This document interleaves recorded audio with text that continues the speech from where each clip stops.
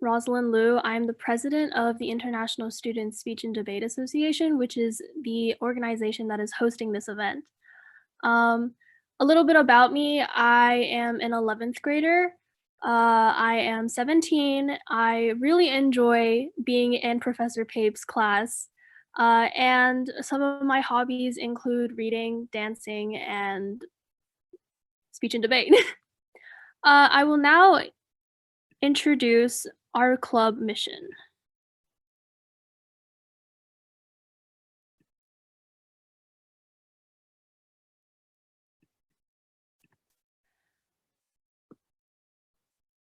The International Students Debate Association, our mission is it's an organization made by students for students who have the desire to further enhance and develop their speech and debate skills. Our hope is to give students opportunities with instructors, lecturers, and debate partners that they would never have otherwise. In this organization, people can expand their social circle, make connections, and above all, polish their speech and debate skills. Our organization will have competitions around once every 2 weeks throughout the year. They'll be tournament style and categorized by age group, and we will always have qualified judges. And for each competition, we will give recognition to the winners. We will also have lecturers. So each month, we will have one lecture where we invite a guest speaker to talk about a topic that's different each time. In addition, we will also have workshops. We will invite guest instructors to talk about different topics each time, and there will be mock speeches and debates for all the people who attend. In addition, our organization also has volunteering opportunities for those who are interested. Members will have the opportunity to help event setup and preparation, and it prepares for future executives.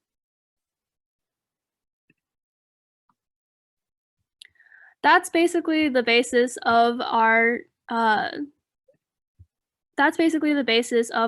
organization and what we want to do. In addition, I will introduce Professor Pape. He is the Assistant Professor of Communication and Director of Forensics at Ripon College in Ripon, Wisconsin. He is also the manager of collegiate and organizational partnerships of the National Speech and Debate Association. For years, he has coached college courses in multimedia communication, speech and debate, and guided debate teams to 3 Pi Kappa Delta national debate tournaments in the past 4 years. He is also the director of the Public Speaking and Debate program at the Harvard Debating Camp and has conducted various communication and speech and debate training seminars for primary, secondary, and college level students for over 25 years. And now, Professor Pape, can you say a little bit about yourself? Well, thank you, Rosalind, for that wonderful introduction. It's my pleasure to be here and to be the curriculum coordinator for Highlights Education, working with Mr. Harrison and launching this initiative to bring all of us together this evening. And for that, I am very grateful for Mr. Harrison's leadership and dedication to the success of this entire educational opportunity for all of us. So it's my pleasure to be able to instruct the classes and to provide some guidance and support here. But tonight is all about you. It's about our students giving speeches on relevant topics and taking the opportunity to learn from each other and grow from each other. So for that, I'm grateful to be here tonight. If I may add one more thing here is that last night I had a conversation with my daughter, and I asked her about, who's your favorite teacher? And she said that my all-time favorite teacher is Professor Pape. But I think a lot of students love Professor Pape for the way you coach them, the way you communicate with them, the way you treat them, and your deep knowledge and breadth of knowledge. So thank you for all you do for us. All right, Rosalind, it's your stage now. You get to direct the show. I'm happy to. My role tonight will be primarily to evaluate the speakers. I will provide some commentary after each of the speakers, and then I will help to decide who the winners are at the end of the evening. So I'm here to enjoy and to learn tonight. All right, thank you. Okay, so we will be going in order of what spot you signed up on the sign up. Each person will have maximum 6 minutes and 30 seconds to talk, but speeches are suggested to be between 4 and 6 minutes. Without further ado, let's start.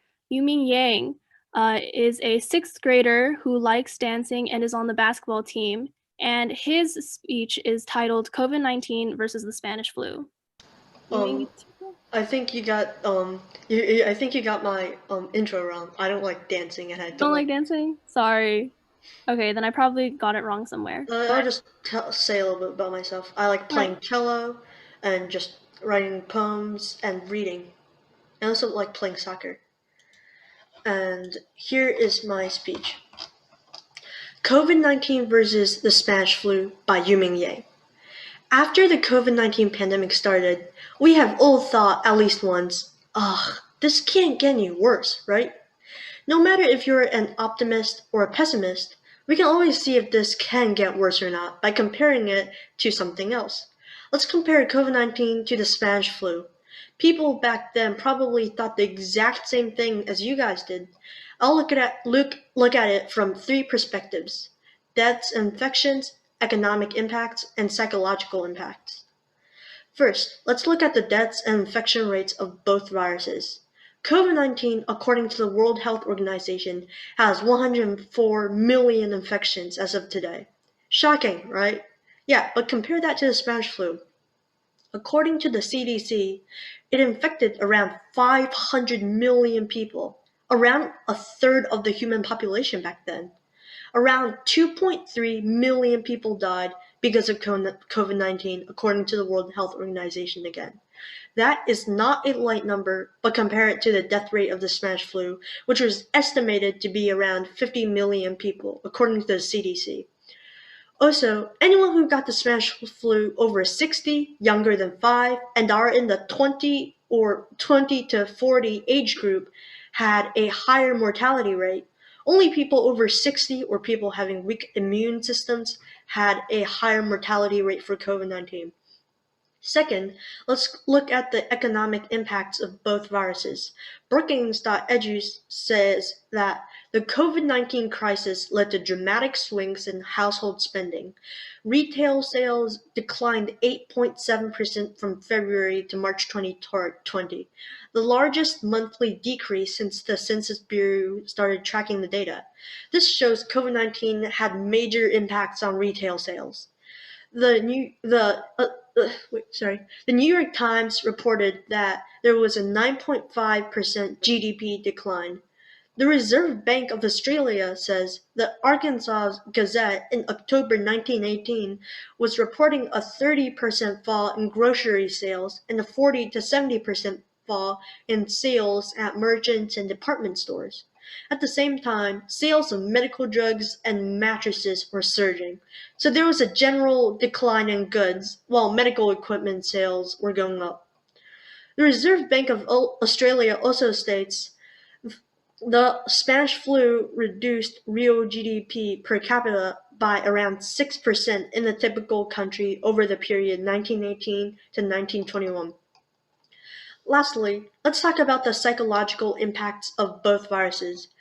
PsychiatricTimes.com wrote, Spanish flu survivors reported sleep disturbances, depression, mental distraction, and difficulties coping at work. This shows that survivors were traumatized by the Spanish flu. PsychiatricTimes.com also said, by 1919 and 1920, physicians and researchers in Great Britain were already reporting a marked rise in nervous symptoms among patients recovering from infection, and also depression, neuropathy, which is weakness, and numbness and pain from nerve damage, usually in the hand and feet, and a decline in vision acuity. This is more proof that they were traumatized, as depression, neuropathy, and vision acuity all can change because of trauma and stress.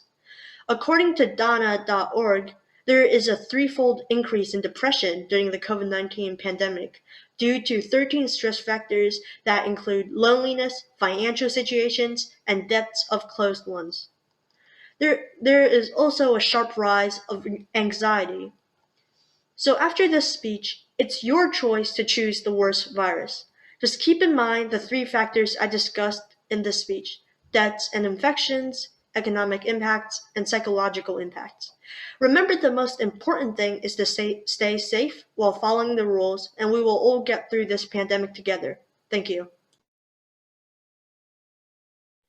Thank you. All right, that was 4 minutes and 24 seconds. Professor Pape, do you have your feedback?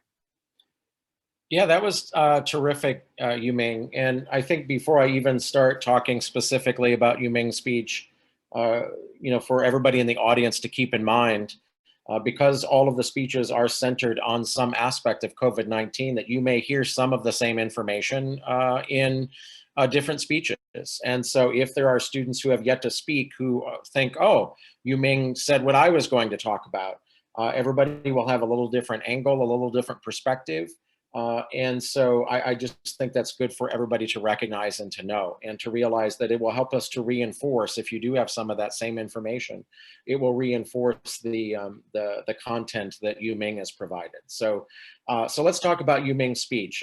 I enjoyed the ability at the beginning and at the end of the speech of connecting with the audience. The whole idea, this can't get any worse, right? And then it seems like it does continue to get worse. And then even ending with some hope. Even though this is an informative speech, Yuming made it a rather hopeful beginning and ending in some ways, by identifying with us and then ending with that same sense of identification and hope. But the rest of the speech was really interesting and informative. I think that even if you conclude that things were far worse with the other flu, I think that we can at least conclude that we have a comparison to be able to make.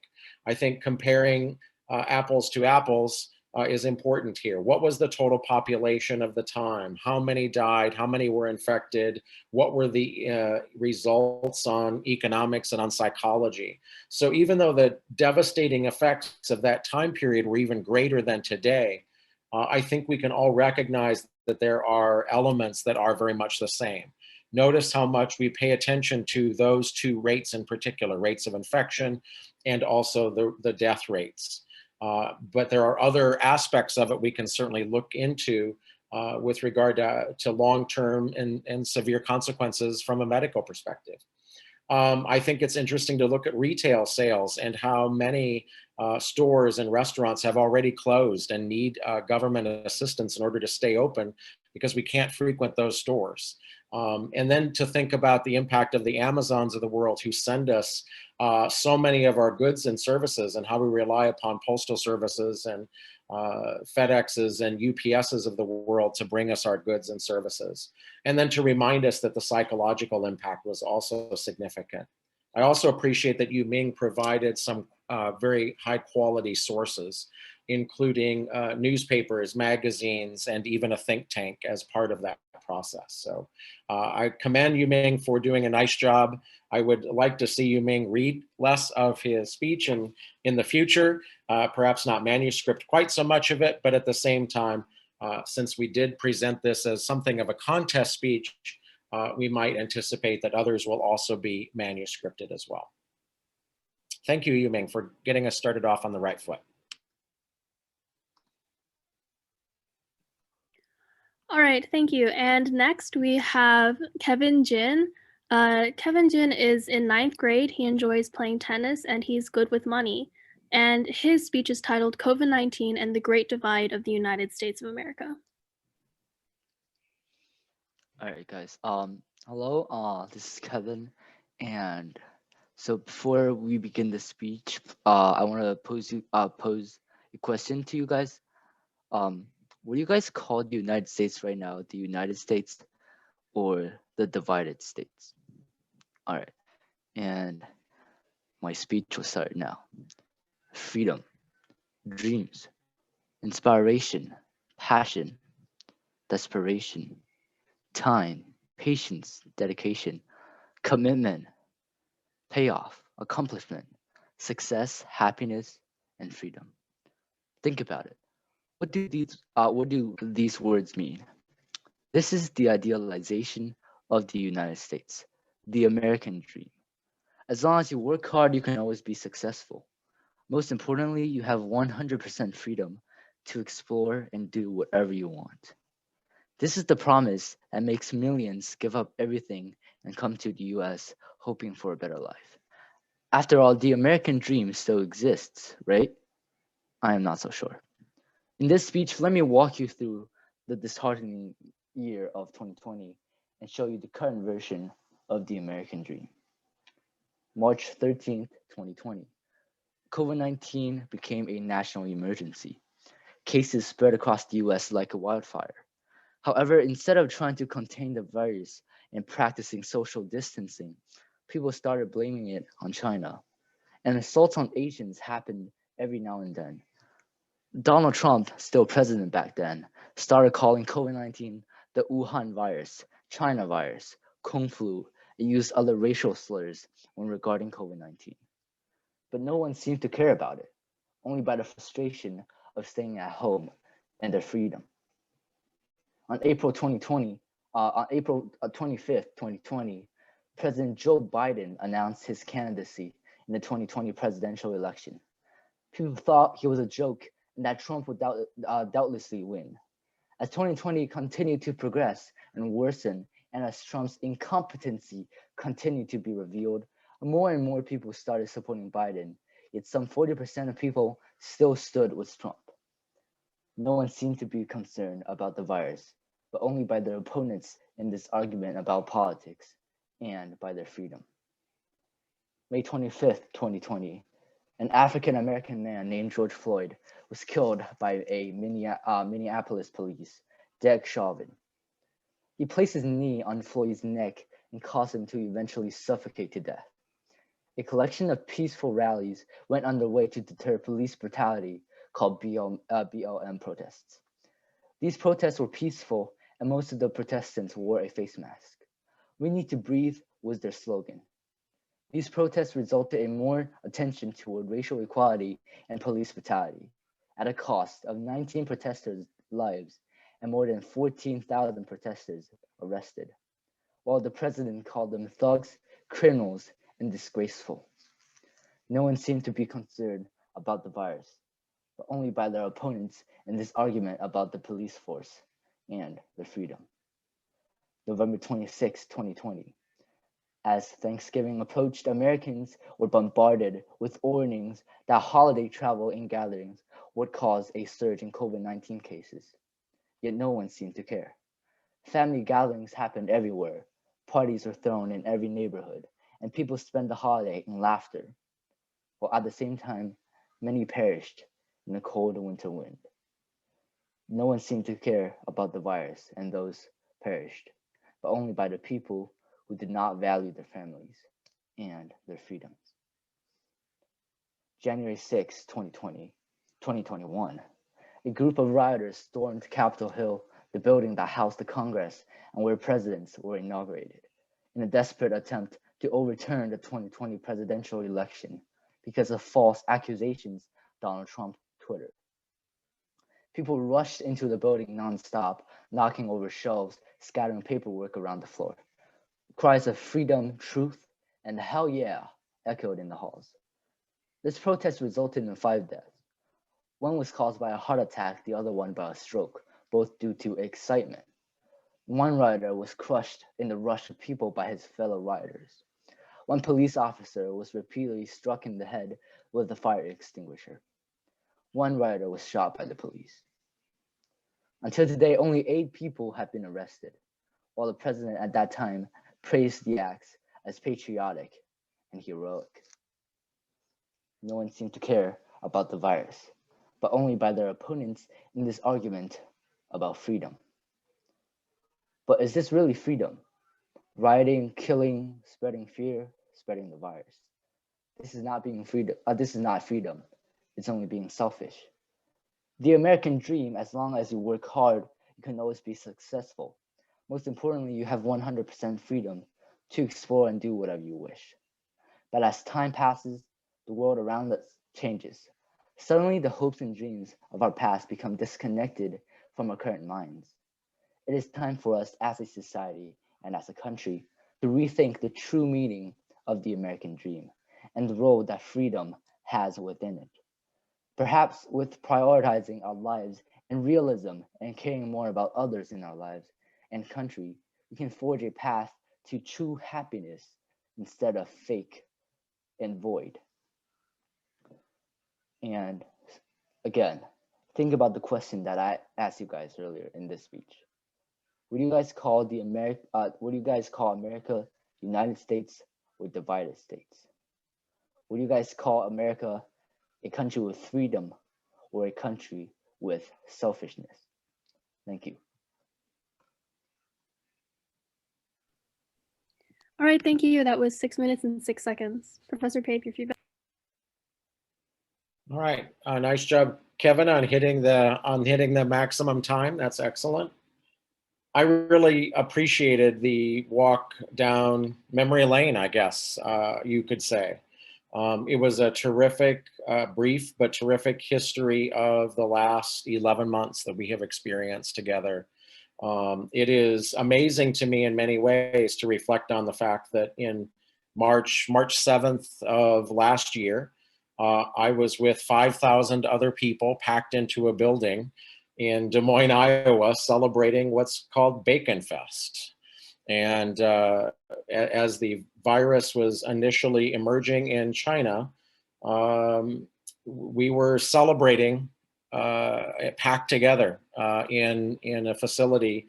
And about 2 weeks after that, within 2 weeks, the governor of the state of Iowa had shut down restaurant operations because of the effects of the virus. I mention this because for me, it's remarkable to think about the last 11 or so months that we've experienced with this virus and the reactions that we have had and how different the reactions have been from scientists and politicians from various stripes of life. And I think it's good for us to go down this path to learn more and to remind ourselves of what has happened. I like how Kevin started off with very much a wave pattern, a rhetorical strategy of repetition to get us into the idea that it's more of a divided states. The denial of the existence of the virus, the impact of the virus and the concerns and how that's had an enormous impact on the United States and of course all over the globe, but in particular in the United States since it was called the divided states of America. Reminding us of George Floyd, reminding us of how the hopes and dreams have been disconnected. I highly encourage everybody to read a book by a conservative economist. His name is Arthur C. Brooks, and he wrote a book in 2019 called Love Your Enemies. And it's a remarkably prescient account of what we're experiencing right now. I encourage everybody to take a look at that and some of the suggestions that he has. I still remain hopeful. I do think that now that Donald Trump has left office, that we may now have the opportunity to bring ourselves together, but it's going to take a lot of work and a lot of effort. And I like the fact that Kevin brought us down this path and reminded us of the important history of COVID-19 and the Great Divide. So thank you very much, Kevin, for that speech. Thank you for your feedback. All right, next up we have Kira Chia. She's 11 years old. She's at 6th grade at David's Drive Middle School. She likes swimming, reading, and drawing. And her speech is titled The War on COVID-19. The U.S. is losing the war on COVID-19. No question about it. But did you ever wonder why? Of the G7 countries, the U.S., the U.K., Canada, Japan, Germany, and Italy, the U.S. has an outbreak that continues to spin out of control. For example, the U.S. has the highest mortality rate, amount of cases, and amount of deaths. Some other nations like New Zealand have even come close to eradicating COVID-19 entirely. Depressingly, in the years before the pandemic, the U.S. was considered to be among the countries best prepared to handle a major outbreak. According to Time.com, we can start to see more clearly why the nation has foundered so miserably. A failure of political leadership at all levels, a distrust of scientists, the media and expertise in general, and deeply ingrained cultural attitudes about individuality and values placed on life have all combined to result in a horrifically inadequate pandemic response compared to what our traditionally considered the U.S. peer nations. That the U.S. federal government has failed in its duty to protect Americans' health and well-being in a time of crisis is by now abundantly obvious. Despite the best attempts of public health officials and others, many elected officials in the U.S. did not take the threat of COVID-19 seriously from the jump. By the time it became clear that the virus posed a major threat, federal efforts were confused at best. But how are the other countries handling this virus compared to us? U.S. Today said that in Beijing, about 750 miles north of Wuhan, coronavirus rules were established requiring residents to have a formal pass to get in and out of their apartment buildings and homes. At the outbreak's height in Wuhan, nobody was allowed in or out of the city, and access to food stores was limited to once every few days. We couldn't go outside under any circumstances, not even if you have a pet, said Wang Jingjin, 27, a graduate student who returned to Wuhan from the Chinese coastal province of Guangdong, which borders Hong Kong and Macau, in mid-January to live with her elderly mother and grandparents. Those two dogs have to play with them inside and teach them how to use the bathroom in a certain spot. We can't forget that China also used advanced contact tracing. Another example was New Zealand. New Zealand has been COVID-free for 3 months. So what did they do differently from the US? As the virus spread globally, a flight ban was also extended to Iran, the origin of New Zealand's first case, and restrictions placed on anyone arriving from South Korea, Northern Italy, or who was showing symptoms. As of midnight on the 16th of March, everyone, including New Zealanders, had to go into self-isolation on arrival in the country, unless they were coming from the largely unaffected Pacific Island nations. Prime Minister Jacinda Ardern said these were the strictest regulations in the world, for which she would make no apologies. Then a few days later, Ms. Ardern took the unprecedented step of closing the borders entirely to almost all non-citizens or residents. Doing this early on with only over a few thousand cases worldwide at the time allowed them to basically stop the influx and stop the community transmission. Professor Martin Burka, an economist at the country's Massey University, told the BBC, "I personally think that this is a great idea and we should have done this since the beginning of the pandemic." But by mid-March, it was clear the virus could not be controlled with standard pandemic flu action plan. One of New Zealand's top epidemiologists, Professor Michael Baker, told the BBC, the World Health Organization report on the success of Wuhan's lockdown in late January made it clear the New Zealand approach would be to throw everything at it at the start and aim for total elimination, said Professor Baker. We had to move away from the normal level of scientific certainty and say, well, on balance of evidence, we know this has worked in China. You might say this is because of New Zealand's size. New Zealand's isolated location and relatively low population density certainly helped his efforts. However, Professor Baker said this was only a minor benefit. This strategy could work anywhere that has functioning government and infrastructure. Thus, he said, citing diverse examples like Vietnam, Taiwan, and China. The countries I'm more perplexed about are the UK, as well as Europe and North America. We normally look to them for our leadership in public health, he says. Instead, it has largely been countries in Asia, notably Taiwan, he says, which has had astonishing success that have provided the best guidance. He says it is a bit of a puzzle for us at a distance to understand why the UK's extensive scientific expertise in healthcare. You haven't looked at the evidence and worked out a pattern like New Zealand's. The UK government has previously defended its coronavirus strategy, saying its approach was being guided by the science. As you can see, compared to what the US has done, and we are way behind. We had a president that said on August 3rd, "I think we are doing very well, and I think ... as well as any nation." At that point, we had over 150,000 deaths. Later on the same day, he said, "Right now, I think it's under control." This is why we have been losing the war on COVID-19. Now, with a new leadership in place, we have an opportunity to deeply learn the best practices from other countries to keep this virus under control. Thank you. All right, that was 5 minutes and 31 seconds. Professor Pape, your feedback. All right, thank you, Kira. I really appreciate that you brought an international perspective on this particular issue. So far, we've had 3 speeches, 3 completely different approaches to the topic, and I love hearing the variety of different perspectives we have. it's important that we learn from other countries and not be threatened by other countries. And so I think what you're doing is providing us an opportunity to learn from each other. One of my students was studying in Spain at the time that the coronavirus hit Europe particularly hard. And the restrictions were so significant that she was only allowed to go to a neighborhood drugstore or grocery store. You were not allowed to just go for a walk. You could not leave your buildings unless you had that particular purpose, unless you were an essential worker.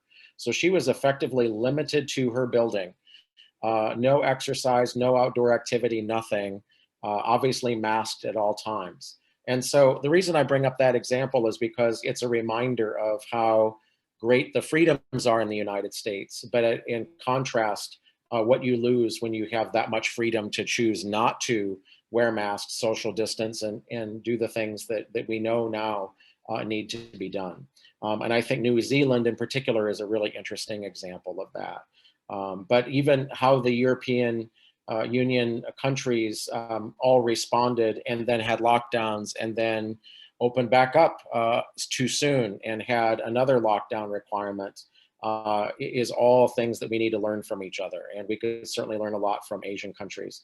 I think the other thing that's been striking for me is that so many Asian countries, you wear masks on a regular basis.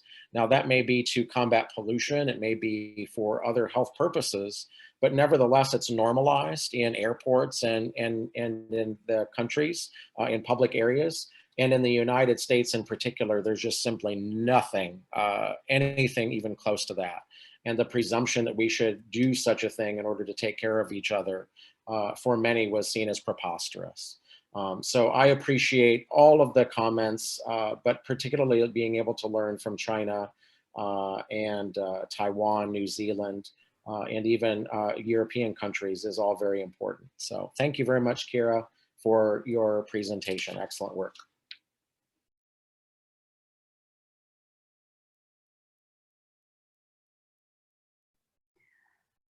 All right, next we have Cindy Luo.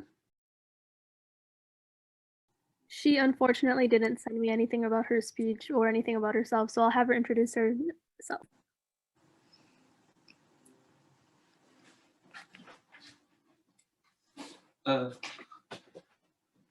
Oh, sorry. So because we didn't know it's just for the older kids, so she's now only grade 3, but we also prepared for this speech. So if you can also give it that opportunity. It's completely open to all ages. Okay, yeah, that would be great. So she will be ready. Go ahead whenever you're ready. My speech topic is how coronavirus affects our social life. How it affects our social life is that school is now virtual, and at first you could go to school and see your teacher and friends face to face. And now you can only see them online through a device. And since you are on a device, too much time on screen can be damage to your eyes. So now the lessons are shorter so that you could have breaks for your eyes. At first, you could see and play with your friends, but now you can only see them online on virtual playdates or in your school meets, and in person very far away because you need to social distance. Schools also have PE, music, art, and other classes.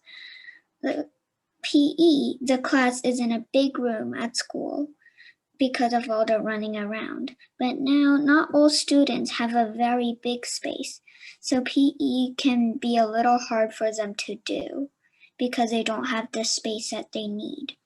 And in art, you might not have the materials you need to do the project that you are doing in art. And in music, you might not have the instruments you need. Now, not all students, it is also harder to learn things now, because at first you could just raise your hand and get called on, but now you can only send an email and wait a long time for a response, or raise your hand virtually. The problem with that is that your teacher or you might have bad internet connection and cannot see others or hear others. and then your answer cannot be answered right away or not be answered at all. How the coronavirus affects us is that at first you could go wherever you want and whenever you want. Therefore, now you cannot go wherever or whenever you want, because now some places are closed for the time being because it is too small, or it could be also permanently closed forever. Other places you have to book earlier to enter. Some places you limit how many people can go in.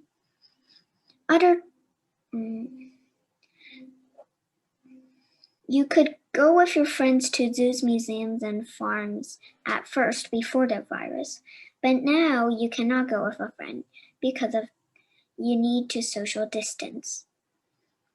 You might have more time on your hands because of shorter school time.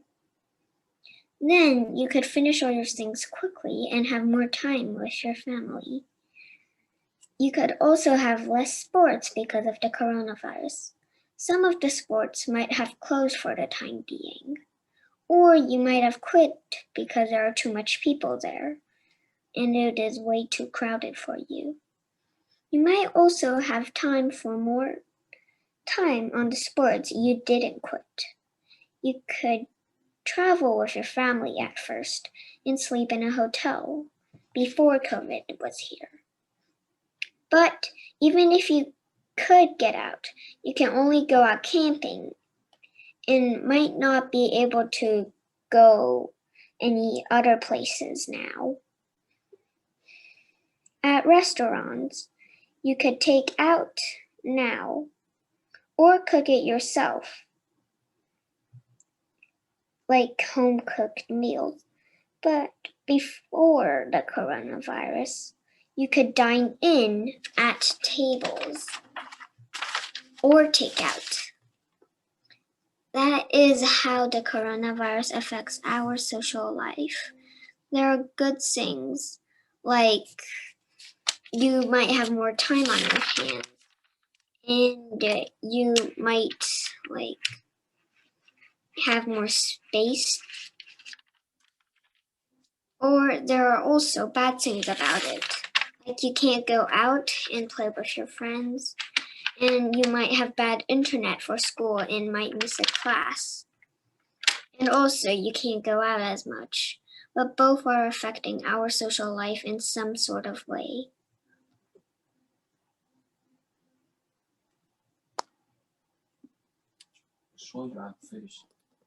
I'm finished, Thank you. That was 4 minutes and 50 seconds. Professor Pape, your feedback. Oh, Cindy, I'm so glad that you're here. I miss your elementary class so much. It's really delightful. You get such an energy from an elementary class. It was really a great pleasure to be able to teach that class. Such energy that comes from them. What I love is that Cindy presented it from her perspective, from someone who remembers what it was like just before. And it goes to show you that strategically, from a speaking perspective, it's okay to use your own personal ethos or credibility as a speaker. And so Cindy walked us down memory lane over the last few months in order to take us through how our social lives have been disrupted and changed. You know, one of my creative writing classes just last night, we watched a video about writing screenplays. You get to write poetry, short stories. You get to write a screenplay in that creative writing class. And we learned about wells and how you draw from different wells of your own personal experience, wells from others. And I think Cindy did a marvelous job of drawing from her own well of personal experience. I'm so glad that you were here, Cindy. You did a wonderful job. I hope to see you and your classmates again sometime soon. Thank you for being here tonight. All right, next is Ethan Lamb. Unfortunately, Ethan is not able to join us tonight, but he pre-recorded his speech and sent it to me, so I'll just play the video.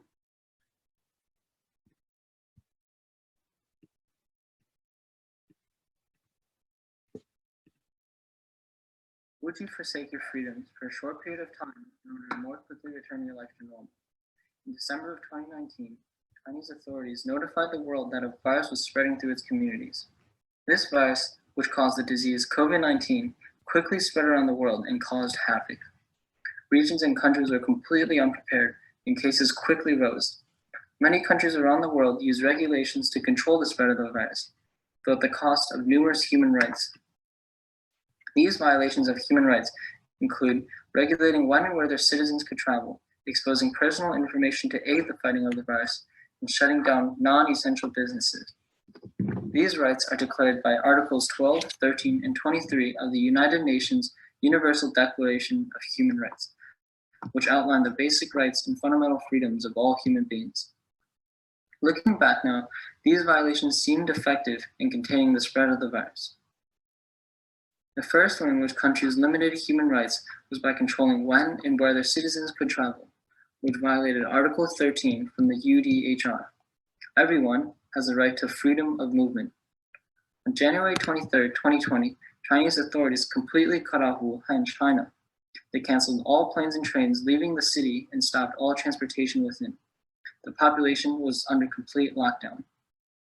As the months wore on, quarantines and travel restrictions became common practice in most countries, and people around the globe were put under stay-at-home orders. These lockdowns and social distancing measures restricted people's freedom of movement. However, they were undoubtedly crucial in flattening the curve of the pandemic. Countries that took these measures earlier and more seriously experienced lower COVID-19 cases and deaths. In the case of South Korea, after 2 weeks of aggressive social distancing, South Koreans could again head back to schools, gyms, and sports stadiums.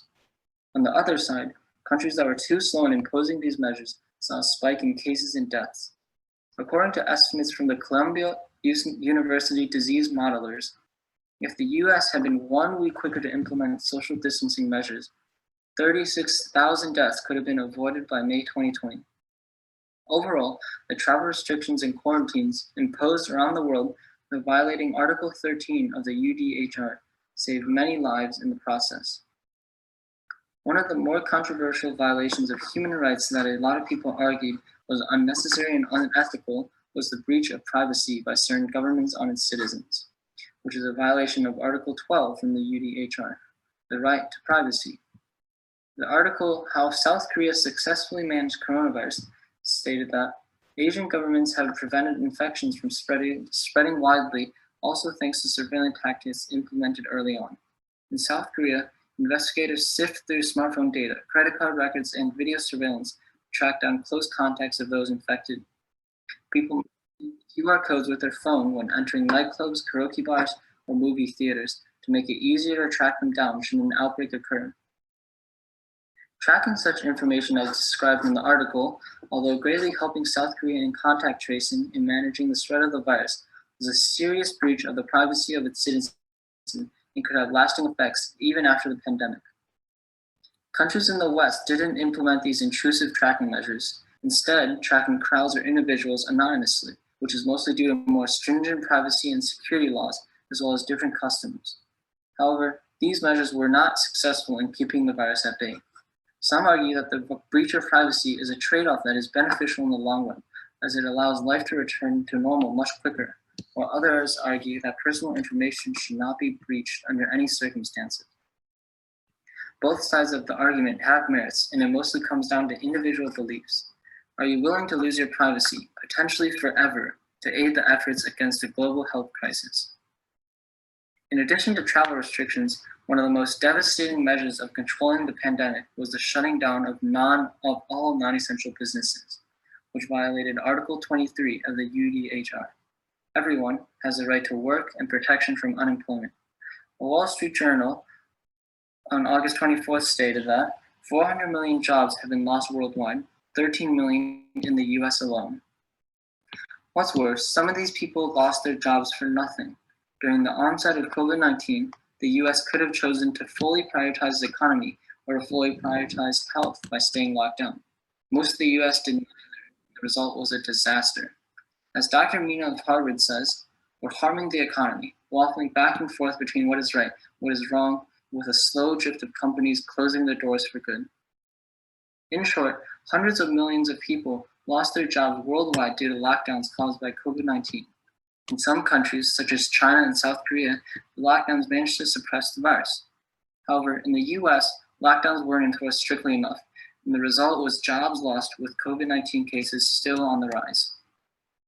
I even experienced this haphazard effort myself. Because of COVID-19, our school initially canceled our hockey season, but then late in the season, they allowed us to play games, but it had to be out of the county. As a result, schools 10 minutes away from each other ended up playing in rinks at least an hour away for both. In the end, we didn't get to enjoy our season as it is only 2 weeks long, and social distancing measures were also not truly in place. In conclusion, although many human rights violations occurred and are still occurring during the COVID-19 pandemic, most of these violations have caused success in containing the virus and saving lives, which has sped up the return to normal in China, South Korea, and New Zealand, just to name a few. Healthcare workers around the world are on the front lines, treating the sick at great personal risk. Just as important are the countless researchers and scientists working day and night to develop cures and vaccines so that our lives can return to normal. However, their sacrifice will be pointless if we don't accept that these violations of human rights are for good reason, and if we are not willing to give up just a little bit of our personal liberty, such as wearing masks and social distancing. What we as a society need to remember is that our actions affect not only ourselves, but as well as everyone around us. And we cannot view human rights in absolute terms.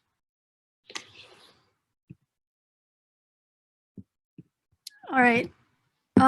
I know he's not here, but I would still like to hear your feedback for Ethan's speech. I'm gonna tell him. I have his number. I'm gonna tell him. Well, I appreciated that Ethan brought up a few things that we haven't heard yet. We did already talk about some other countries' responses, but looking at South Korea specifically, looking at travel restrictions, I think is really important. But for me, the key element here is the ethical contrast between the desire to do appropriate contact tracing and privacy concerns. There's been a lot of discussion about whether or not people should download apps and have apps that do contact tracing that basically would alert you if you were within 6 feet of somebody who had been exposed to COVID-19.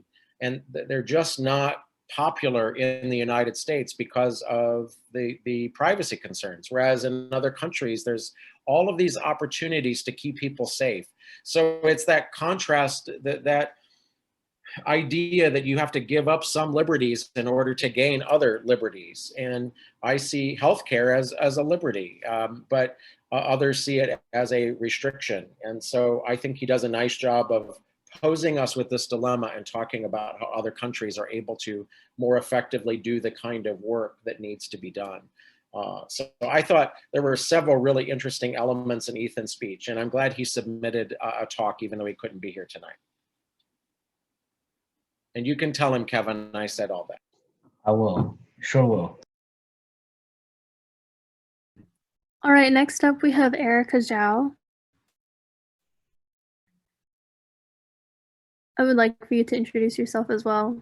Okay. Hi. You guys, I can be heard, right? Yes. Okay. Is your camera on? What? Yeah. I don't see your face. I'm sorry. Yes, she is on the next page. Because we have more than 20 people in the Zoom room, so there are 2 pages. All right. Okay. So if you guys hit the arrow on your right hand side, and then you will see Erica on the top right corner. All right. Erica, whenever you're ready. Oh, okay. Oh, okay.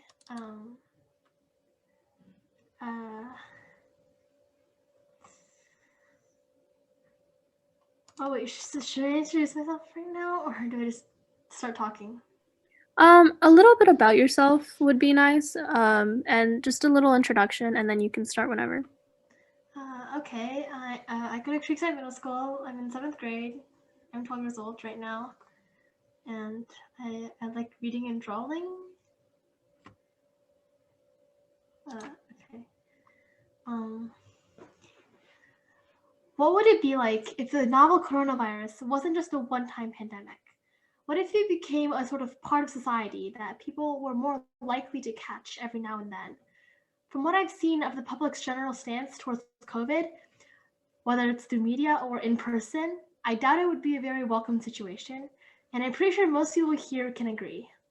However, there are starting to be a couple of early signs that the situation that SARS coronavirus 2 could eventually evolve into a sort of seasonal virus similar to the flu could become reality sometime in the future.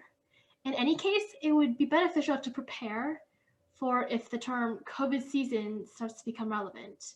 And I say COVID season with the same sort of connotation as someone would refer to like the flu season. I'd say anyone could get a basic idea of what I mean when I say the term seasonal COVID, but what exactly are the parameters? The basic idea is that COVID-19, if it becomes seasonal, will experience an increase or decrease in cases depending on external factors like temperature, climate, or, well, season. Okay, first, what exactly does seasonality mean? What do I mean by it? Why are some viruses seasonal but others aren't? Well, this has become some organisms, some viruses, thrive better in different conditions, just like some plants or some animals thrive better in different conditions.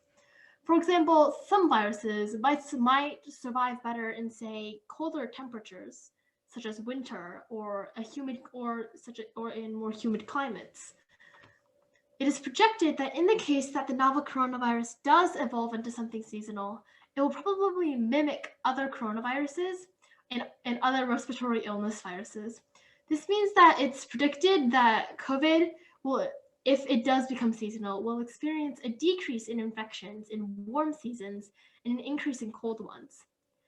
That being said, exactly what the situation would be different, for lack of a better word, from what the current idea of COVID-19 is. When and if really SARS coronavirus 2 does become seasonal, it won't be to the same scale it is currently. For example, I found an article during my research. I found an article on the Miami Herald that said, a new study predicts that SARS coronavirus 2, the virus that causes COVID-19, could eventually become no more infectious than the common cold, seasonally reappearing each year alongside other pathogens in the coronavirus family that bring about mild sniffles. Close quote.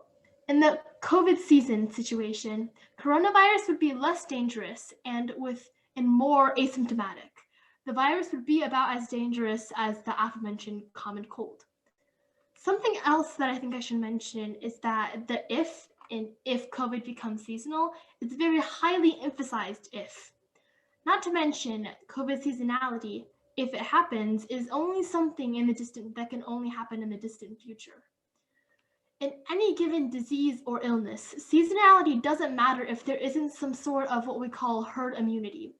Herd immunity is defined as resistance to the spread of an infectious disease within a population that is based on pre-existing immunity of a high proportion of individuals as a result of previous infection or vaccination.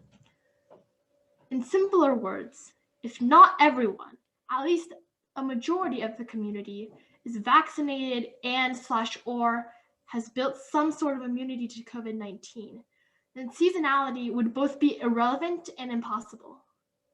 Long story short, there will still be outbreaks, and the pandemic will still maintain year-round if there isn't herd immunity.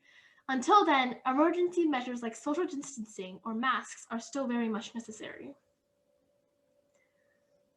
An interesting story that I was told by several of my friends was that in Indiana, for example, herd immunity has been defined as when 70% of the population has either been vaccinated from COVID-19 or has already gotten it and has already built a natural immunity. And currently in Indiana, the vaccine has already been distributed to people above 65 years and is currently being distributed between people of younger ages, such as below 65. Now, why do people think that the coronavirus will become seasonal in the first place? It's really because of previous patterns in similar viruses that cause similar symptoms and have similar chemical structures. To phrase it as WebMD.com states, endemic respiratory viruses, including the flu and common coronaviruses that cause cold symptoms, give hints as to what could happen with COVID. Scientists and doctors are essentially considering the situation in the first place due to patterns they have observed from similar viruses. With all this said, COVID-19 might be seasonal and it might not be. At this point, it is still pretty much just a speculation and predictions using patterns seen in the past. In any case, preparing for the future possibility of a so-called COVID season would decidedly be a wise choice nevertheless, in my opinion. Thank you. Thank you. That was 6 minutes and 1 second. Professor Pape. All right, just under the wire, Erica, good. A couple of things for you. One is I always appreciate that even though I think you always have a little bit of nerves before a debate, you channel that into energy. And I think that's an important lesson for everybody here, is that you take what Edward R. Murrow, the famous journalist, used to say is, don't try to get rid of the butterflies, but make them fly in formation. So you take that nervous, anxious energy and turn it into something that you can use to your benefit. And I think you do a nice job with that. I always enjoy your enthusiastic debates in class. So I'm glad that you gave the speech tonight. I think the other thing is that, and this is really vitally important for your speech, is that we do take this seriously and look at the future of what pandemics look like down the line. I think a lot of us keep talking about normal. When do we get back to normal? When do we get back to this? And there, I hesitate to say this aloud because it's sort of depressing to think about, but what if this is the new normal or a version of the new normal? We have variants for COVID right now that are affecting us in a variety of different ways. What if those variants evolve into exactly what you're talking about, which is that we have to prepare for the next potential future pandemic? And so I appreciate that. I hope that we don't have that kind of a world, but I certainly appreciate that we have to explore it, understand it, and work toward it. And we've had others who have told us, including Bill Gates, who has said, we have to look to a future with these. We have to prepare for them, and we do have to do a much better job of preparing ourselves for it. So I appreciated everything that you said. You brought a valued perspective to this topic tonight. So far, the speeches are great tonight. I'm very happy with the quality of the speeches and the variety of different speech topics tonight. It's really been a pleasure to hear and have you all use your voices on such an important topic. You're doing a great job. Absolutely. I also 100% agree. We will now take a 5-minute intermission. The judges will take this time to go out into a breakout room and discuss what they have so far in consideration for the nominations of outstanding speakers at the end of the showcase. While they're doing that, you are welcome to ask any of the board members, or especially me, questions about our organization. And I will also screen share a QR code. This is the link to join our Discord server. It's open to anybody that wants to join the organization, and it's where a lot of our general messages go through. Feel free.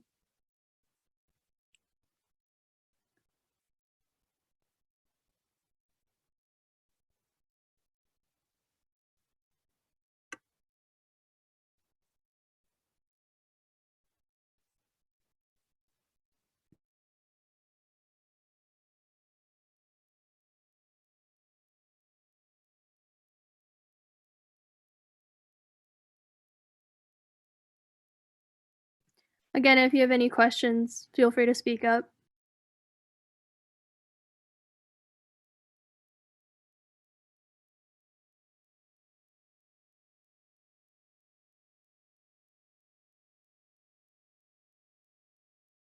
Frank, the code is the QR code. If you just scan it. Do you want like the link? Yeah. Okay, hold on.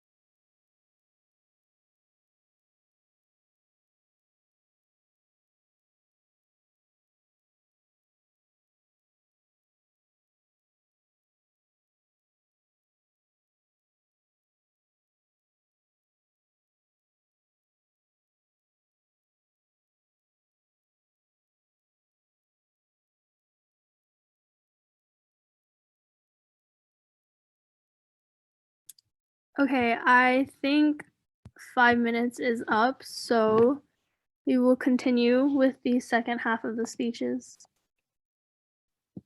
Is Derek ready? He's the next person. Yeah, I'm here. All right, Derek, can you introduce yourself for us?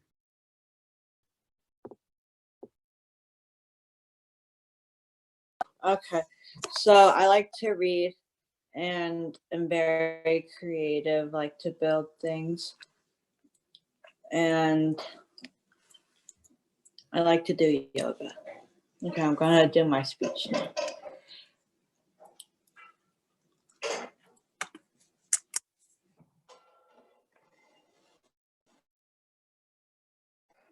The COVID-19 pandemic affected the entire world's way of life. Healthcare workers working overtime, social distancing, families working from home, people going unemployed, the economy going down. This is how the COVID pandemic changed the world's way of life. People who survive COVID-19 start developing many health problems and are still in hospitals.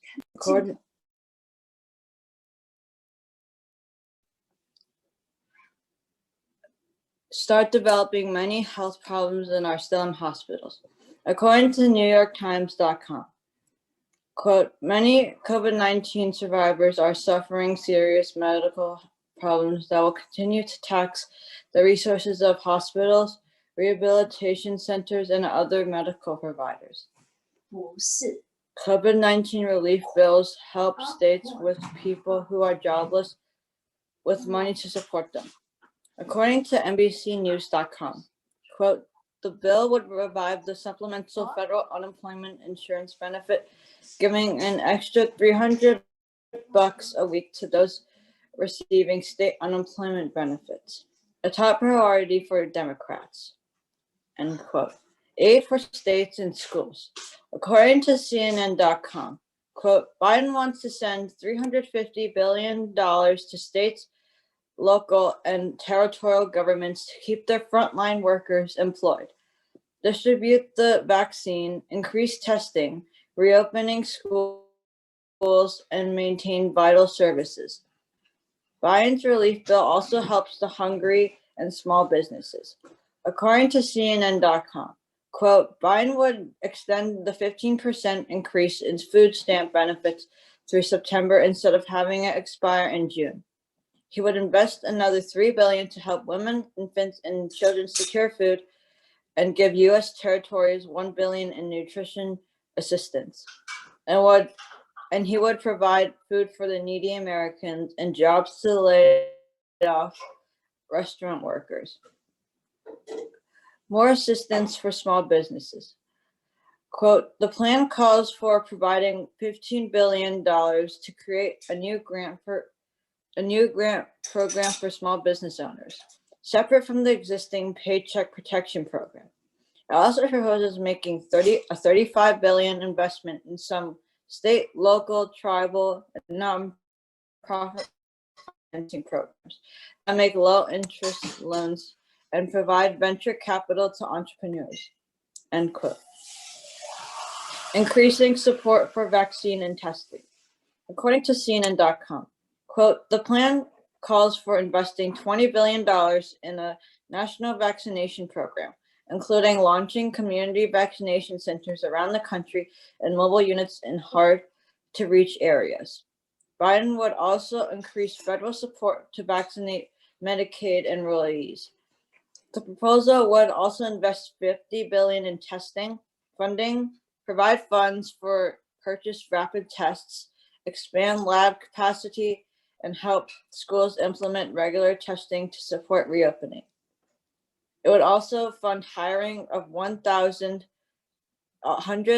public health workers, nearly tripling the community health workforce. It would address health disparities by expanding the community health center services on tribal lands. And it would provide support to long-term care facilities experiencing outbreaks and to prisons for migration strategies. An increase in pay rates for people. According to CNN.com, Biden is calling on Congress to raise the minimum wage to $15 an hour and to end the tripped minimum wage and sub-minimum wage for people with disabilities.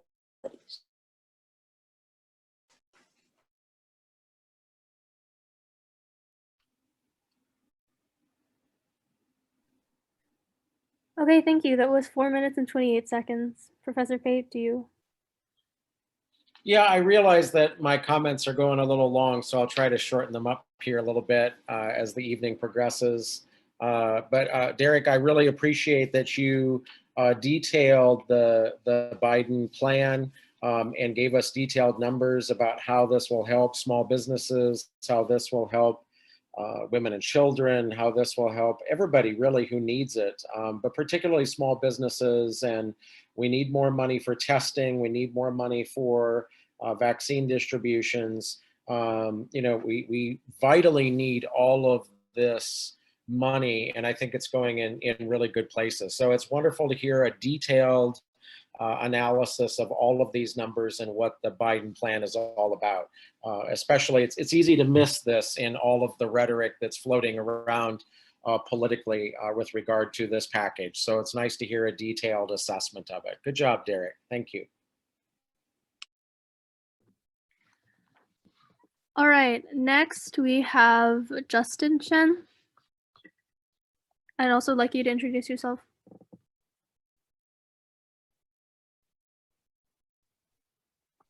Hello, my name is Justin Chen, and I'm in 4th grade and like chess and to read books. So, space exploration. Very interesting topic. We are going to explore, that is to say, astronauts are, other planetary bodies in the near future. SpaceX is currently designing and testing a spaceship called Starship. First stage, or booster, gets the actual ship into low Earth orbit, also known as LEO, then returns to the launch site. Its height is 70 meters, and its diameter is 9 meters. Second stage, or the actual Starship, is what goes where it needs to go. It can get about 100 tons of payload to low Earth orbit, and is 50 meters high, and its diameter is 9 meters. Payload volume can be configured for both crew and cargo. The booster and Starship combined has a height of 120 meters, and its diameter is 9 meters. Another special thing about Starship is that Starship can connect with Starship Leverage's tanker vehicle, essentially the Starship spacecraft minus the windows, that can be filled with fuel and stationed in low orbit of any planetary body to refill Starship's fuel. Starship can not only be used to send people places, it can also be used to carry other machines. Quote, Starship is designed to deliver satellites further and at a lower marginal cost per launch than at our current Falcon vehicle. The payload compartment larger than any fairing currently in operation or development, Starship creates possibilities for new missions, including space telescopes even larger than the James Webb. The Raptor engines for Starship have a diameter of 1.3 meters and a height of 3.1 meters. Its thrust is 2 mN.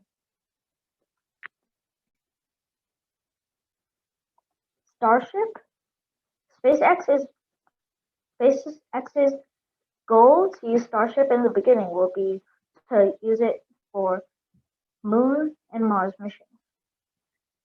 SpaceX is planning to send Starships to Mars on 2022 and then 2024.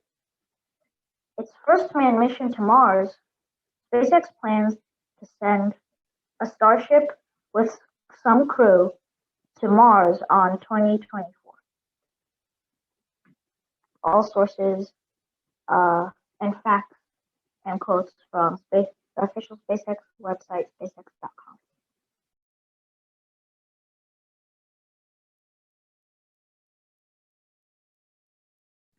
All right, thank you. That was 2 minutes and 48 seconds. Professor Pape, your feedback. Well, sure. I think it's nice. Again, it goes back to Cindy's speech. It's nice to hear some of our youngest members give speeches, and it was a little departure from our COVID topic, but I think there's still some really interesting implications even on our topic this evening. And hearing about SpaceX and the idea of sending tourists into the moon and to Mars, which is one of the goals of this program, is to be able to do this and through largely private funding. So I think it's an interesting topic to think about, and it's even interesting in light of our topic tonight because we may need space travel in order for in the future to colonize other the moon or other planets potentially. In the event that something should happen on Earth. So I think there's an interesting idea behind space travel related to this topic, and also what are the effects of some of these novel viruses in a different, completely different environment? Would they be able to survive in these alternative environments? So there's still lots to think about even in light of our topic. So thank you, Justin, for presenting that SpaceX topic.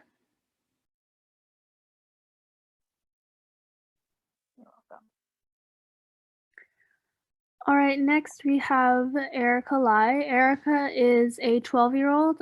She's in 6th grade at Clay Middle School. She enjoys rollerblading, ice skating, dancing, art, piano, and writing short stories. And this is her with the path from COVID-19 to the lessons of fear to the treasures of knowing the what ifs.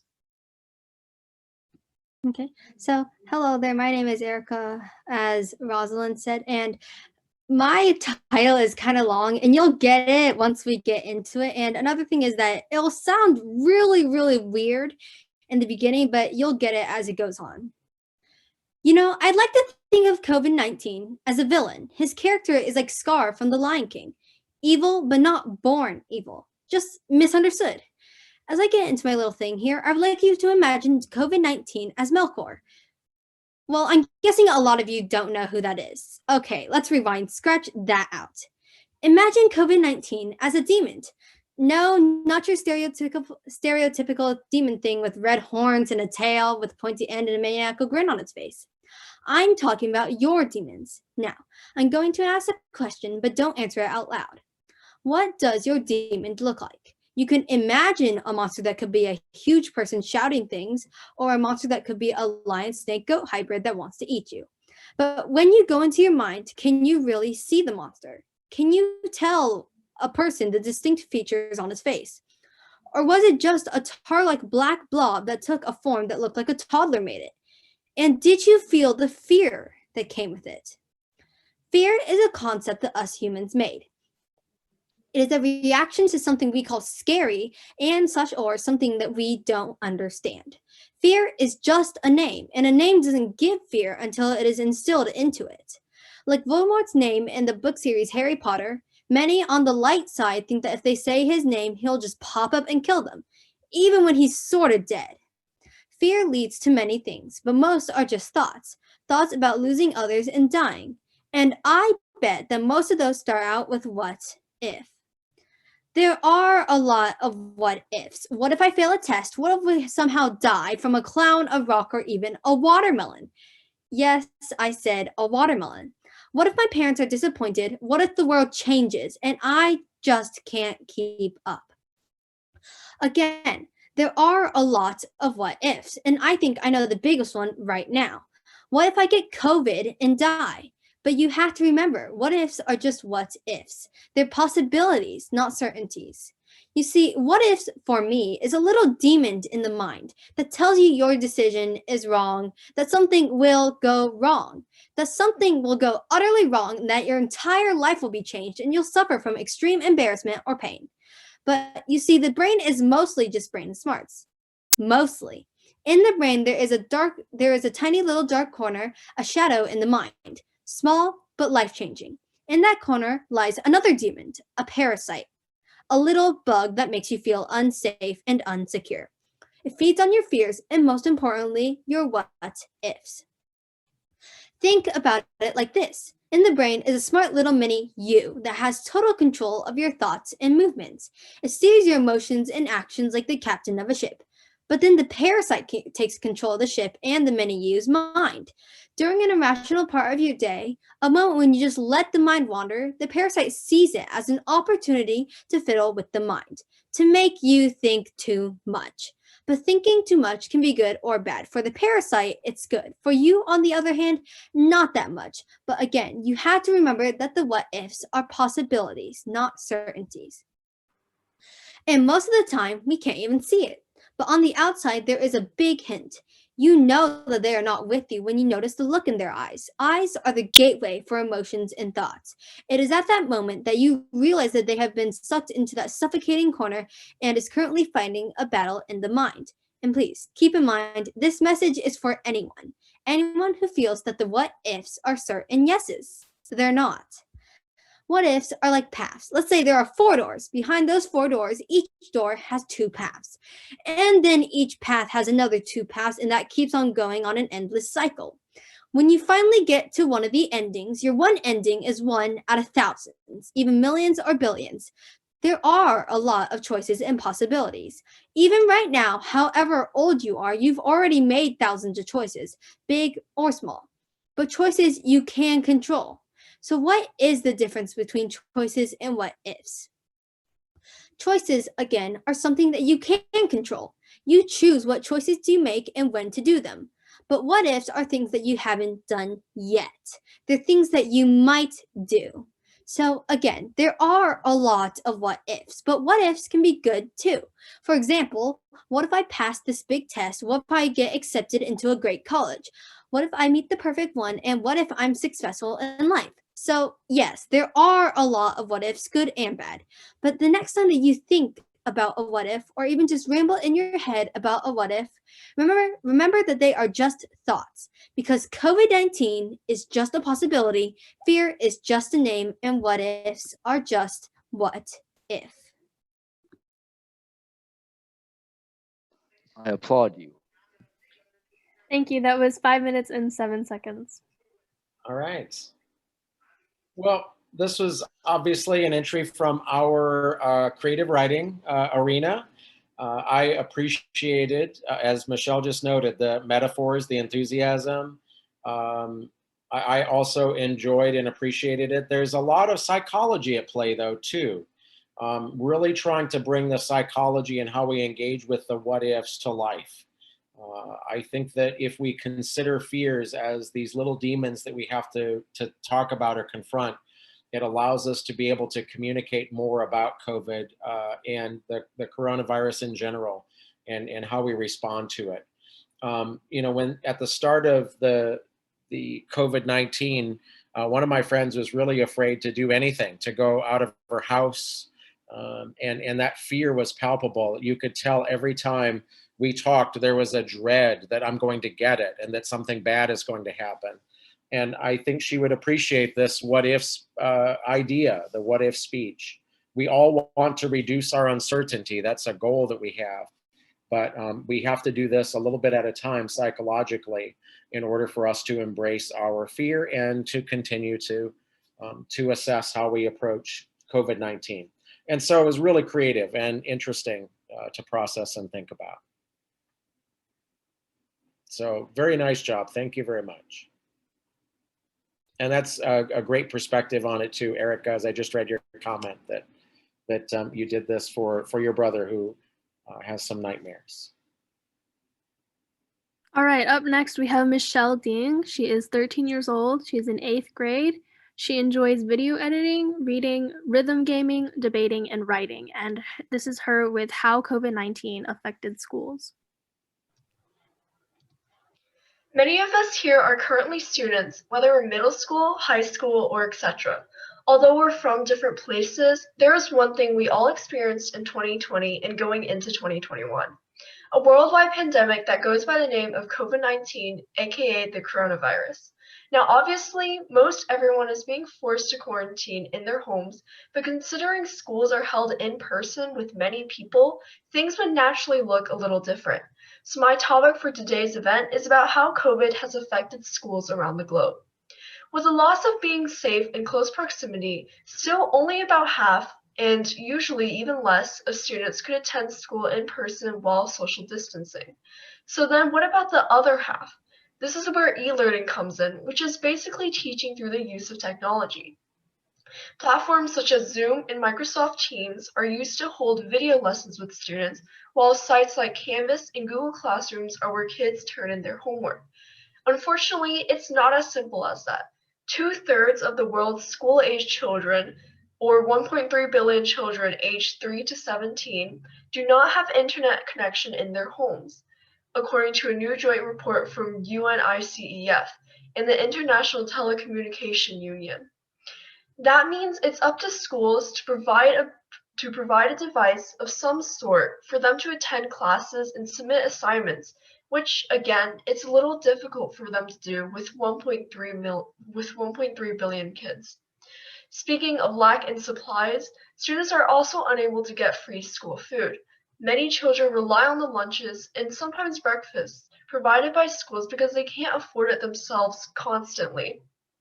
But with COVID preventing them from going, those students can't get their free food.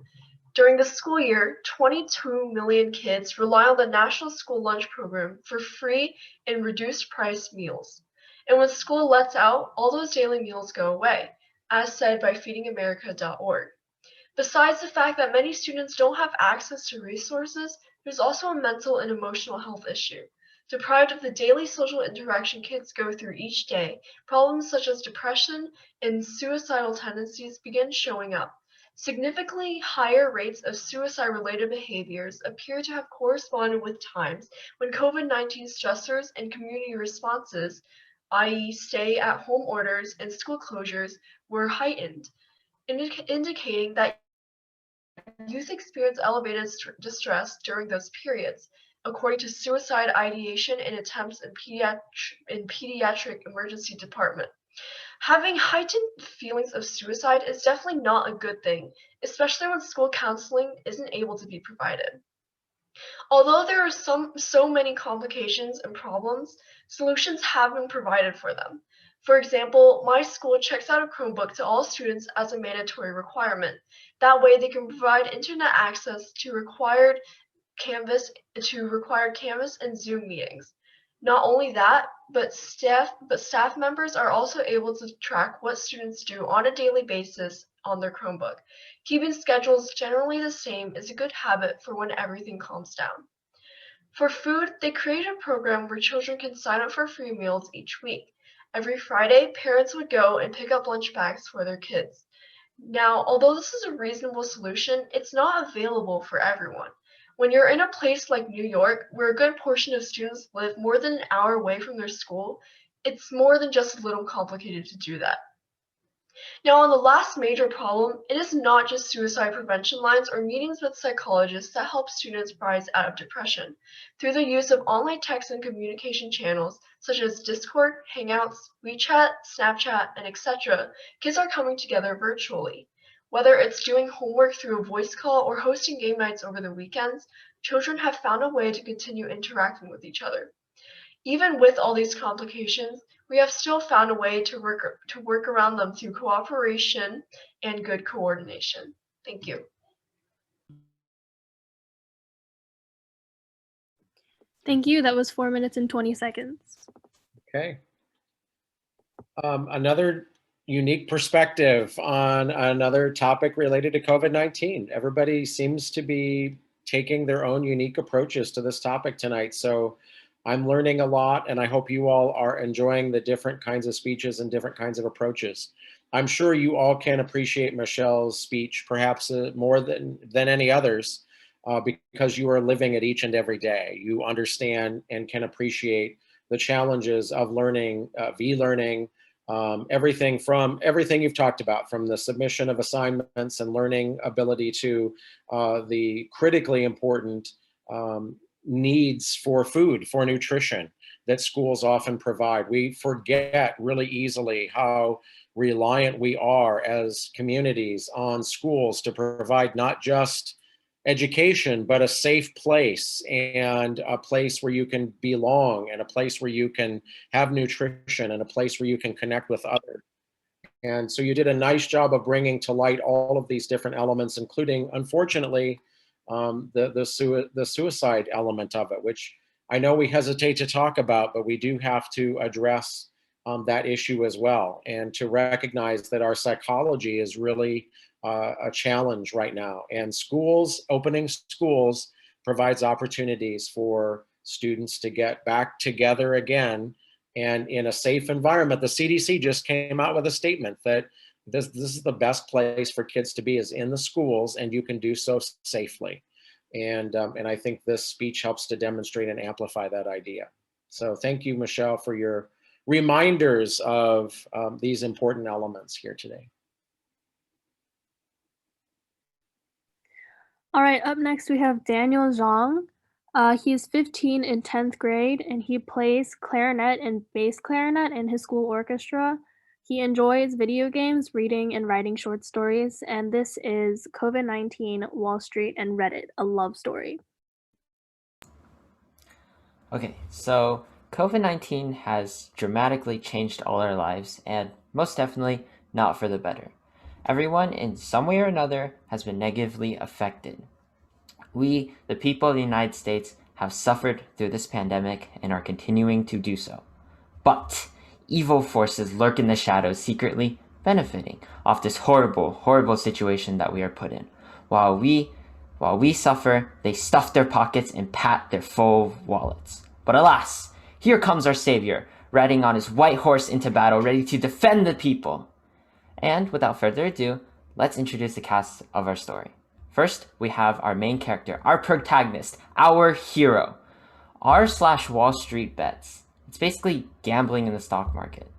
It's possible profit, very, very possible loss. A forum where a bunch of non-financial experts gathered in one place, making questionable financial investments. A very, very unlikely hero. Second, we have COVID-19. Everyone knows it, everyone hates it, we all want it gone. Not too much to say here. Next, we have our villain of the story, hedge funds and their billionaire investors, the same people who have caused the 2008 financial crisis.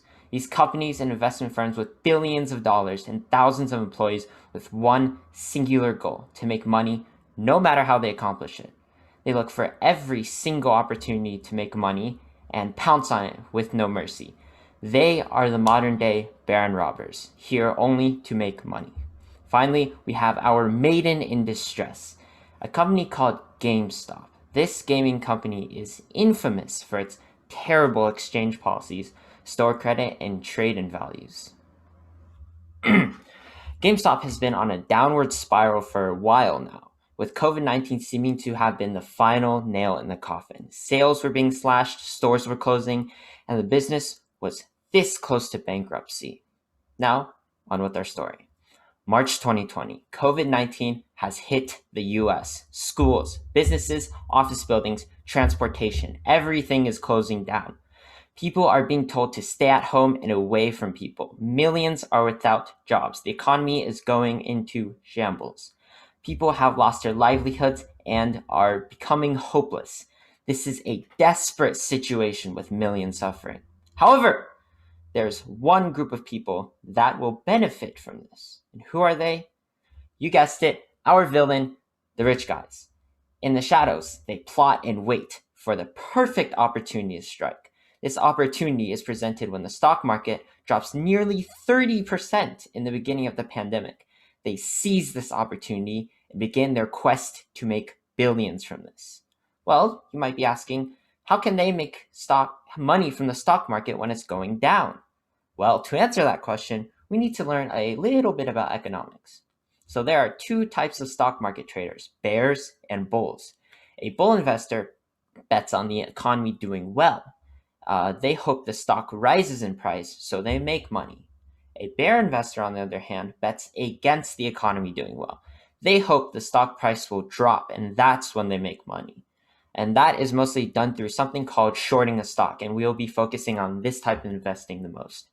So in the early stages of the pandemic, the stock market drops sharply. Billionaires buy stock at a low price, and once they have recovered, sell them at a higher price. Classic buy low, sell high. However, that is not what we're focusing on today. We are focusing later on in the pandemic. Melvin Capital Management, one of our evil hedge funds, has been doing the research. They see Gamestop, a company with slashed sales and on a downward trajectory straight to bankruptcy, as a prime target. And they begin shorting a huge amount of GameStop stock. And they are confident that the price will drop and that they expect to make millions. And now here is where our knight in shining armor, r/Wall Street Bets, comes in to save the day. They take a look at these rich companies benefiting off a company's demise and suddenly decide, you know what? No, you will not make millions and billions off the downfall of a company. I don't care that their company is going to bankruptcy. You won't succeed. So they came up with a plan.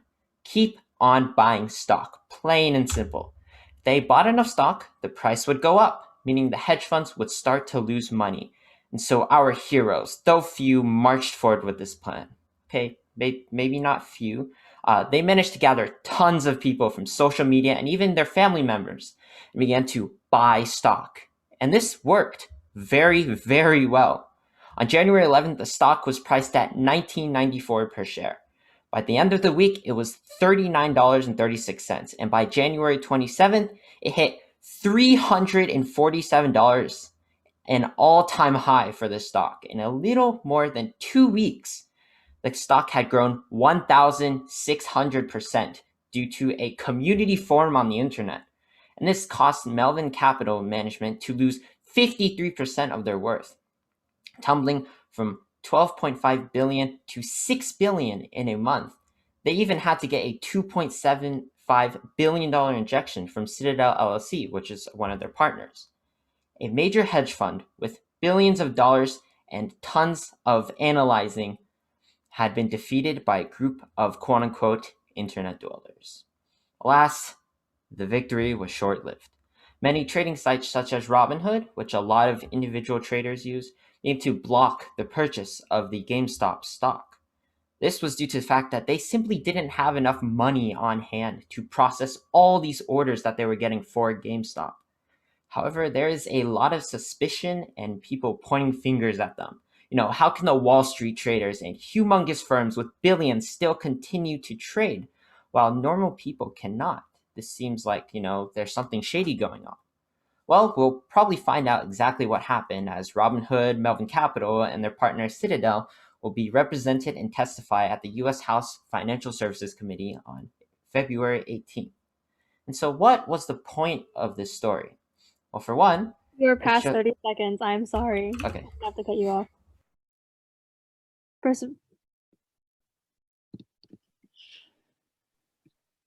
How close were you, Daniel? Were you getting close to the end? Yeah, I had a paragraph left. Okay. Well, I'm kind of like a comic story. Yeah, I would agree with Michelle. I loved how you used it as an exciting story. It reminds me of the movie called The Big Short, which is a movie that is about the 2010 economic collapse. So even though what you're describing is not new, it's very interesting to look at how COVID has raised attention on the markets. Donald Trump loved to promote markets and especially the big markets, the Dow and the NASDAQ, as the reason for why the economy is so strong, even though so many people are losing their jobs, small businesses are closing, and yet the markets were faring fairly well. And so I think your speech highlights in an interesting story format the challenges of relying strictly on mass markets to determine the success or failure of an economy. And particularly Reddit and how social media has such a big influence on what's happening. This is a fantastic story. It's almost impossible to explain in just 6 minutes or so, unfortunately, how all of this works. But it's I love your attempt at what you were trying to do here, which was to bring an energizing style of storytelling to a very challenging issue to explain in a short period of time.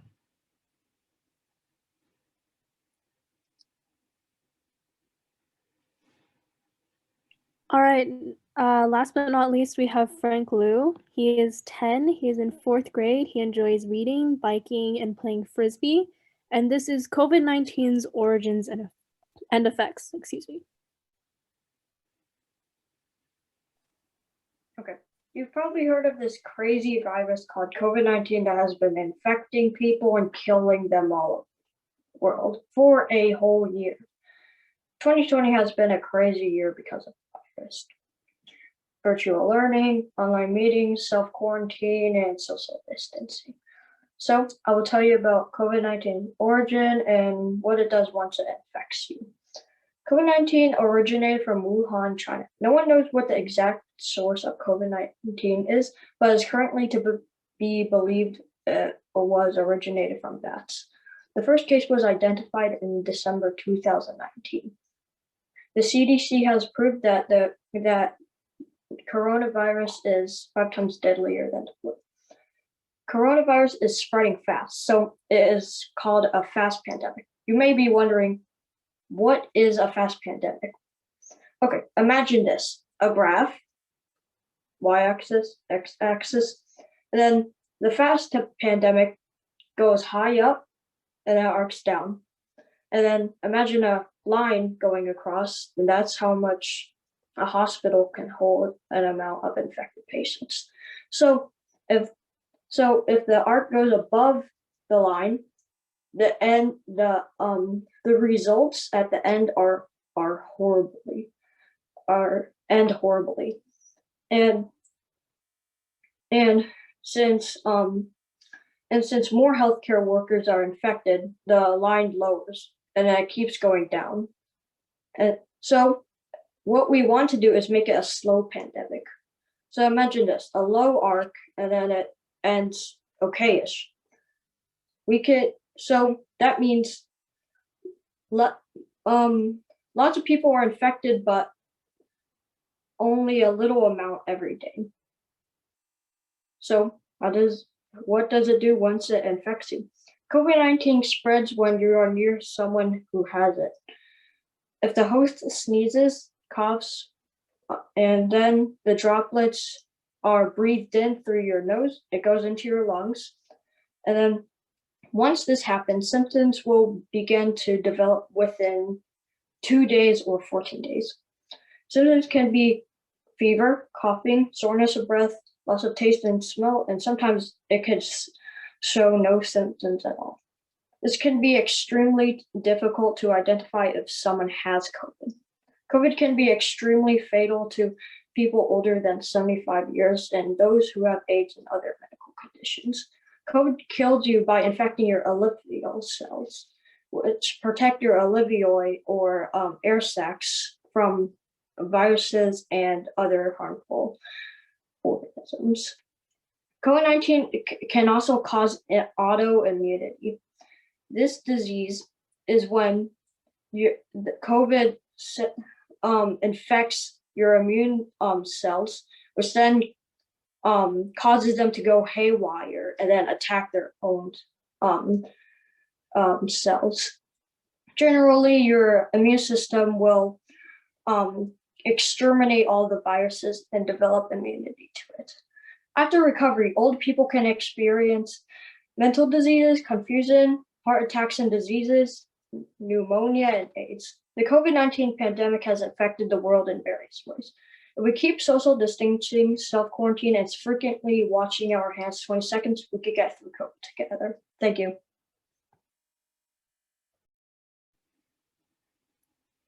Thank you. That was 3 minutes and 49 seconds.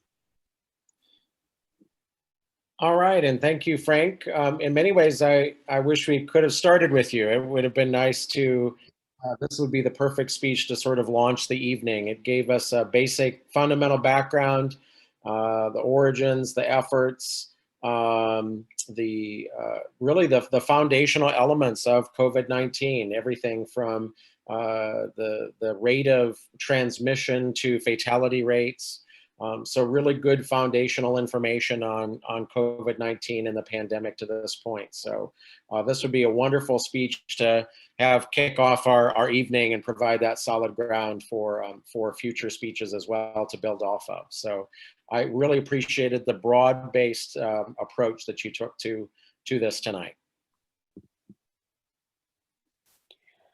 All right, that is it for the speeches. I hope that everyone can still stay because after another intermission, we will be having the award ceremony where we will recognize 3 outstanding speakers. During this time, Yuming, I would like you to take over. Yuming has prepared a Kahoot quiz for anyone interested, and it's over Chinese New Year.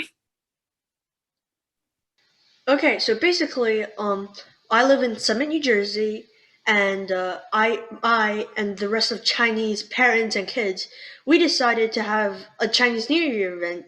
We had them before in the past, but we had a Kahoot this time since of COVID, and yeah, we created one with 46 questions, but I whittled it down to like 10, 15, so we have enough time for the award ceremony, and I'll share my screen right now.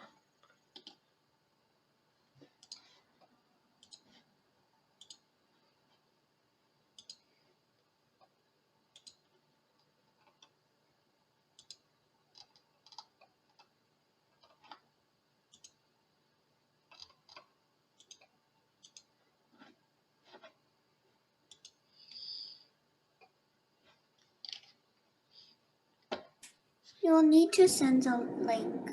Oh, yes, I know. Here.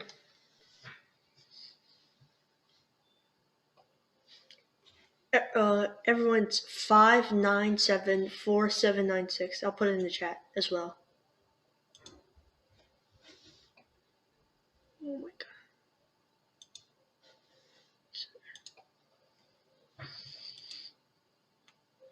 Sorry.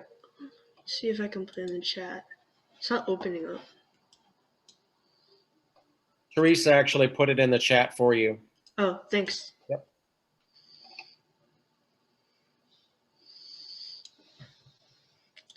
Oh, and Eugene Yang's my brother, and he went to the trial run we had like 2 days ago. I actually didn't. I didn't. And he did the actual Kahoot. For those of you who are on, sorry to interrupt. For those of you who are on iPads, I think if you exit out of the Zoom app, it'll still let you be in the meeting at the same time. You can just switch back and forth. If it's too much trouble, then you don't have to play. You can just watch. But just an idea. 5974796. Do you want me to switch your name? Maybe like the. Do you want me to? Never mind. I can just watch. Okay. I don't even know how to do it. Is everyone in? Wait, not yet. Hang on. Okay. My computer's still loading. It's fine. I understand.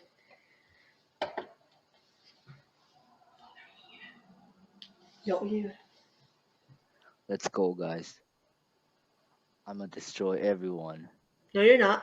Yuming, yesterday I actually got 10th place out of more than 100 people. So yeah, you didn't even play. You're literally Chinese. There's no excuse for you to get 10th place. Well, I accidentally clicked the wrong one. What about it? Okay, stop arguing. Stop We arguing. love brothers just absolutely hating each other. It's so funny. He's just stupid. Yuming's the stupid one. Okay, dude. You're the older one, so you have to be nice. Oh, sure. Brother can bully you, whatever I you got 4th place on the Okay. I'm gonna end this pointless discussion, which I want, and let's start this Kahoot. Kahoot at home. There you go. No offense, but if you're gonna do it, shouldn't your mic at least be turned off? No, I have a script to go along with it. Which sport helped build the diplomatic relationship between the U.S. and China? This has gotta be ping pong, right?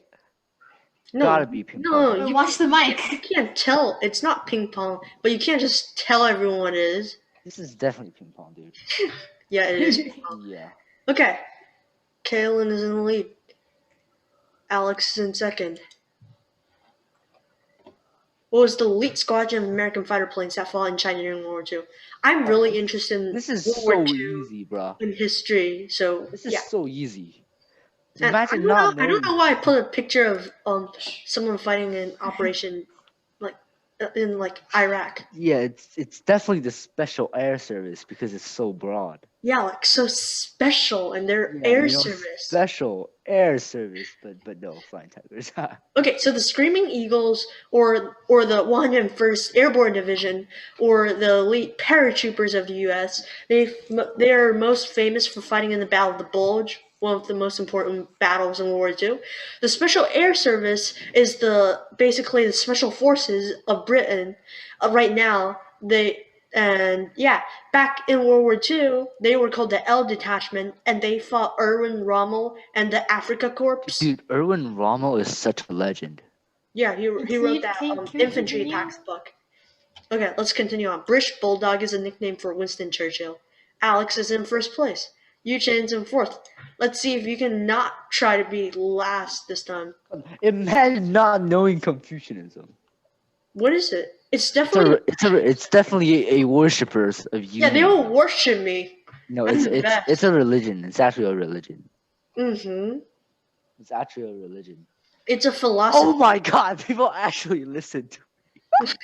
I mean, in a way, it kind of is a religion, but it's really... it's a philosophy. It's not a way a religion. It's a philosophy. It's not It's a considered way of living life. Yeah, it's way of living. Considered a religion, but like in some ways, I wanted to do the worshippers of Yumeng, but my mom and the other parents said I had to make all the answers correct. But so yeah. Who wrote the Art of War? I'm actually reading Okay, I know this one. and it's actually really Art of War. It's totally Philippa Foot. Imagine Stop laughing, Yuchen. She created the trolley dilemma.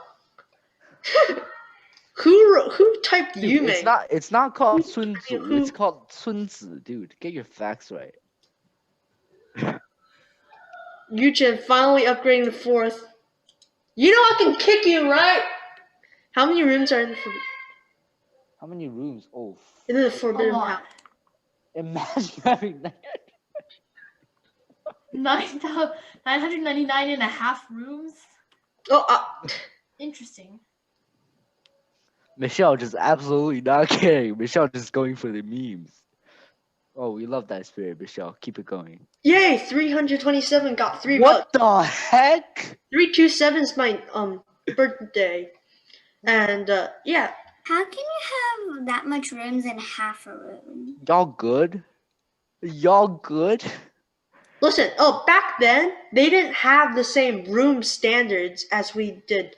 Okay, so this actually isn't the correct answer. It's actually 9,999, and this is a mistake, but I forgot to add it. This is just a this pre does version. not count. Okay, Stop. Okay, so it's 9,999 and a half room because back then they didn't have the same building standards. Like now, we would consider 4 walls and a door and a room, right? But back then, they considered anything with 4 supporting poles or columns like as a room. So a giant hall with a bunch of supporting columns might be considered many rooms instead of just one. That's kind of, I don't know if it's sad or just traditional. Oh, Yuji, you're still in 4th. Sad. I'm not the doofus. What do you call a family of rulers? Imagine saying Fascism. Imagine fascism. It's fascism. What? It's definitely fascism. A monarchy? Monarchy is for Europeans. It's the same. Oh wait, never mind. That's for like a king. Dynasty is like a family, like passed down from generation to generation. How is Yuchen number 3 now, bruh? Yeah, you're still really bad. Loser. An ancient leader of China. It's totally dystopian. Dystopian. Especially if you know what the definition of dystopian Chinese is. culture. Imagine saying dictator, dude. That's just racist. Try tricks. You got bumped off by Derek, I think. Which continent is China in? Totally Africa. Imagine saying Australia, dude. What? Australia is in it. No, but think of China and Australia.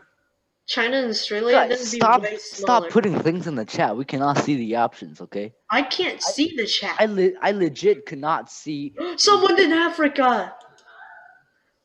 someone actually. Oh, Yujin. Mwahaha. Mwahaha. Double points. In Forbidden City, what's the large brass vat used for? There's a picture. Oh, It's totally to store water for cleaning. Because they didn't have mops back then. Or vacuums. It's actually not to store. If there was an option, I would have put like chamber pots. But dude, it was not for storing water for firefighting, dude. Yes, it was. It was not. Debate that against my mom. Dude, I was literally at Google, and then literally the person was like, "Oh, this is for ceremonies." No, it's not. It's not for stirring liquor. 有一个人说不是那个，就是救火的。肯定不是救火的呀，这肯定不是救火的。Imagine having 就是救火的，你说什么？救火的 ，dude。Dude, no. 我有眼镜，我就聪明。Okay, Yujin still third. I mean, I have contact. What is the terracotta warrior have in his hand? The hurt is a joke, and he had something in his hands, but decomposed since it was wooden. It's totally a gun. It's definitely a bow, dude. That's definitely the bow position. Yeah. It's a bow, not a spear. Imagine saying. Wait, how would you have held the bow in a position like that?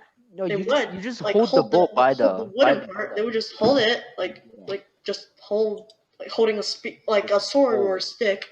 You might know Mulan as a movie character, but she's. I made this question. What? Yeah, but somehow you still got 10th. Oh I just. Dun, dun, dun, dun. I made this question, people. I know this one, but I'm not gonna say it. I just messed up. It's definitely sweet. There's the dynasty. Imagine actually saying Tang was sweet, dude. The name of the spacecraft in the China Moon rock mission is called Chang'e 5.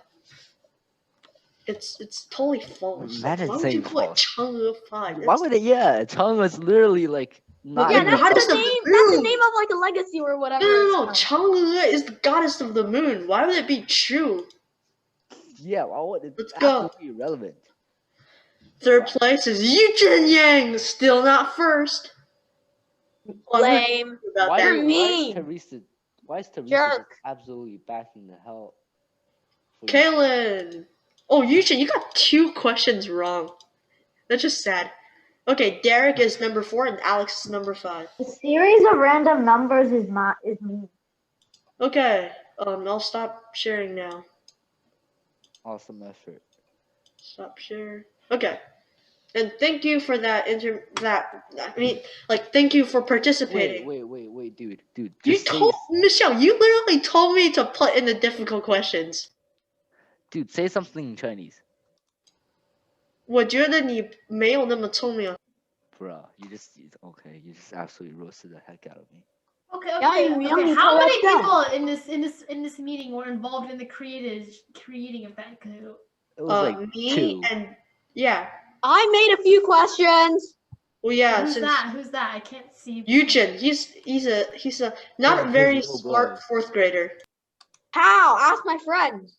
Your friends are biased. Seriously? Wow, that's okay. you. Let's That's stop you. this conversation. This is so mature of us. Oh, nice job, Justin. You can. All right. So you guys are done with the Kahoot? Yep. They're done. Okay. Harrison, are you ready? Yes. Okay, I'm gonna start sharing my screen. Great. We had a lot of fun. Yeah, definitely. It was I enjoyed all of your speeches. Please do not write on my screen. I enjoyed everyone's speeches very much, and it was definitely very nice to see all the different outlooks that you guys presented, because I did give you guys a very vague topic. I gave you the entire pandemic as a whole, and it was very interesting to see all the different angles that you guys came up with and the different subtopics that you guys talked about, and I enjoyed all of them.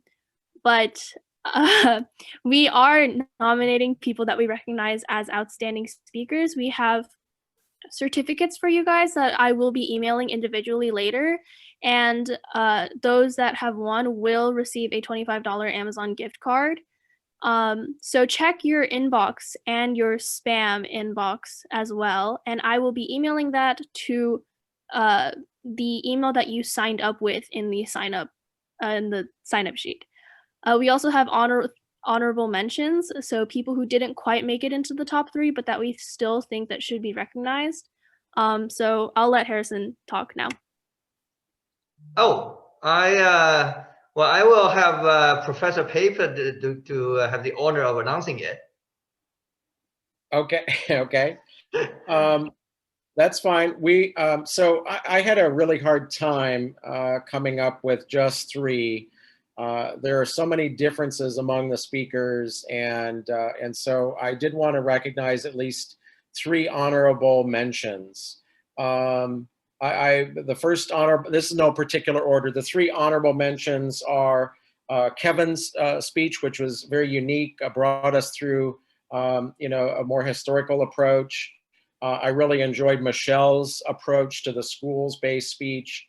I thought that was really well done and thoughtfully composed.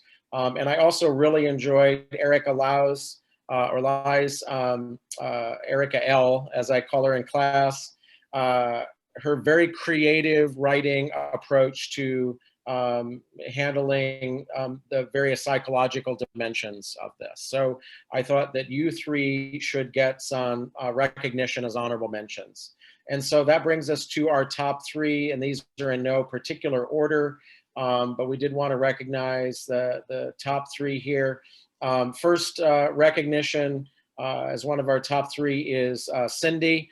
I think it's incredible that, our youngest member here tonight did a wonderful job of presenting a unique personal social perspective on it.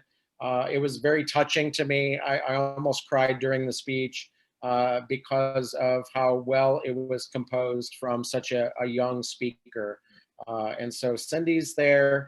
Yu Ming, I thought, did a marvelous job of establishing multiple criteria very thoroughly, very credible sources, very well composed speech, very well organized, and really did a nice job of establishing the evening with excellence. And then even though he ended up getting cut off, I think we all wanted to hear it. It just went a little long. But our third recognized speaker is Daniel for a very, very creative, interesting approach to the economic impacts of and the market impacts of the topic of COVID-19. But all of you did a wonderful job. You all brought something unique to this discussion tonight. I hope you all learned. I'm really grateful for everybody for being here. It was a great audience also. We had over 30 people here most of the evening. And so again, nice, wonderful showcase, a wonderful way to kick off our presentations. I look forward to hosting many future showcases and tournaments in the future as well. And congratulations to the winners. Like you said, again, congratulations to everybody who was nominated or mentioned, and congratulations to even those who weren't, because again, we all really enjoyed all of the speeches. And again, I will be individually emailing the people who were nominated for the Outstanding Speaker Award again, and I will be emailing it to the email that you signed up with for the event. So make sure to check that. Make sure to check your spam. Make sure to check your trash just in case, because we don't want an Amazon gift card to go to waste. But thank you guys, and good night. Thanks for staying up late with us. Good night, everybody. What a great night. Ending on Bye. high note. Bye. Bye. Happy Chinese New Year. Yeah.